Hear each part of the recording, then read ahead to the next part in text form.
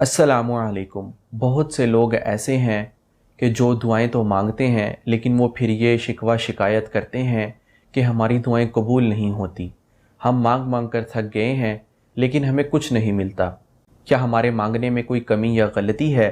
तो बिल्कुल ऐसा ही है कि उनके मांगने में कोई कमी या कोई गलती हो सकती है, क्योंकि अल्लाह ताला के ख़ज़ानों में कोई कमी नहीं है। वो जिसको जो देना चाहता है फ़ौरन दे सकता है। इसलिए हमें अपनी कमी को, अपनी गलती को दूर करना चाहिए ताकि हमारी दुआएं कबूल हो सकें। अमूमन लोग दुआ मांगने में 4 गलतियां करते हैं, जिनमें पहली गलती ये है कि उनको दुआ मांगने का तरीका ही नहीं पता होता। हर काम का एक तरीका होता है। अगर उस काम को तरीके के मुताबिक किया जाए तो उस काम का अच्छा नतीजा निकलता है, लेकिन अगर आप उस काम को उसके तरीके के मुताबिक नहीं करेंगे तो उसका एक अच्छा नतीजा नहीं निकलेगा। इसलिए दुआ मांगने का भी एक तरीका है जिसको हर मुसलमान को सीखना चाहिए। दुआ मांगने का तरीका ये है कि इंसान सबसे पहले अल्लाह ताला की तारीफ़ बयान करे। अल्लाह ताला को अपनी तारीफ़ सुनना बहुत पसंद है। अल्लाह की तारीफ़ क्या है कि इंसान कहे अल्हम्दुलिल्लाहि रब्बिल आलमीन, तमाम तारीफ़ें अल्लाह के लिए हैं जो तमाम जहानों का पालने वाला है। इसी तरह अल्लाह ताला के मुख्तलिफ़ नाम हैं, जैसे रहमान है, रहीम है, कुद्दूस है, सलाम है। तो अल्लाह ताला के जितने भी नाम आपको आते हों उनसे अल्लाह ताला को पुकारे। ये ज़रूरी नहीं है कि आप अरबी के अंदर ही अल्लाह की तारीफ़ बयान करें। आपकी कोई भी ज़ुबान हो, उर्दू हो, पंजाबी हो, सिंधी हो, हिंदी हो, आप उसमें भी अल्लाह को पुकार सकते हैं और उसकी तारीफ़ बयान कर सकते हैं।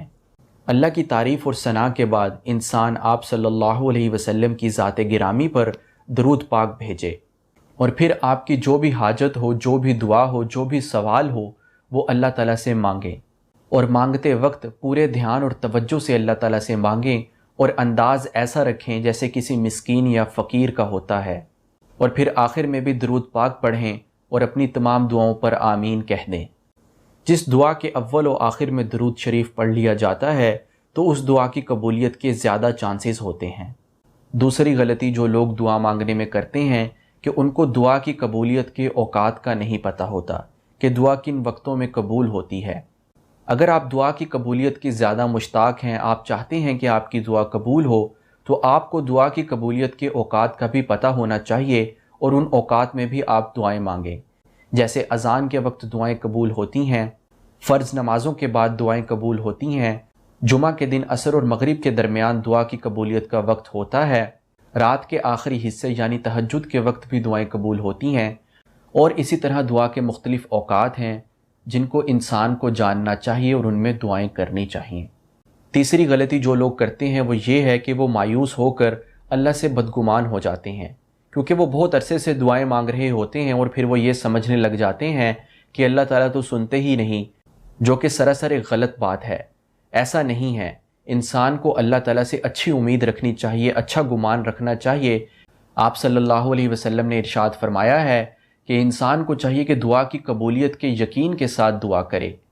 इसलिए इंसान को ऐसा गुमान हरगिज़ नहीं रखना चाहिए, बल्कि अच्छा गुमान रखना चाहिए और हमेशा अल्लाह ताला से अच्छी उम्मीद रखनी चाहिए। अल्लाह की रहमत से कभी मायूस नहीं होना चाहिए और मांगते रहना चाहिए। चौथी गलती जो लोग करते हैं वो ये है कि वो हराम माल खाते हैं या गुनाहों की ज़िंदगी बसर करते हैं। अगर आप अपनी दुआ की कबूलियत में एक तासीर पैदा करना चाहते हैं कि आपकी दुआएं कबूल हों, तो हराम माल से बचिए, हराम कामों से बचिए, गुनाहों से बचिए। जब आप इन सब चीज़ों से बचेंगे और नेकी का रास्ता इख्तियार करेंगे और अल्लाह ताला को राज़ी करने वाले बन जाएंगे, अल्लाह ताला को खुश करने वाले बन जाएंगे, तो अल्लाह ताला जब राज़ी होता है, खुश होता है, तो इंसान फिर जब भी हाथ उठाता है तो अल्लाह ताला उसे वो अता फरमा देते हैं जो वो मांगता है। तो ये हैं वो 4 बड़ी गलतियाँ जिनकी वजह से हमारी दुआएं कबूल नहीं होती। इसलिए अगर आप इनमें से किसी गलती का इर्तिकाब कर रहे हैं तो इसको फ़ौरन दुरुस्त कीजिए ताकि आपकी दुआ भी जल्द कबूल हो सके।